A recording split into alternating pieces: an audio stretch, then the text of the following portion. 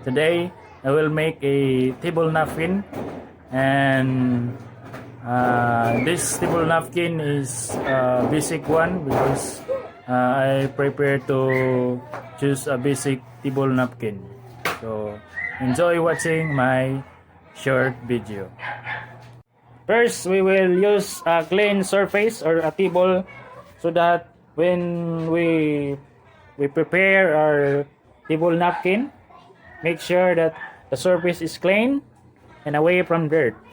Make sure your hands is clean, and if your hands is dirty, you can wash it with soap because the napkin is very critical because it is for the guests.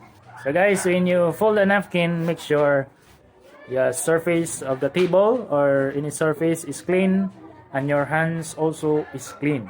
That is very vital in making a table napkin. I'm going to choose the simple table napkin, which is the packet. So I prepare using this because it seems that it's good to have prepare your fork and spoon and the knife.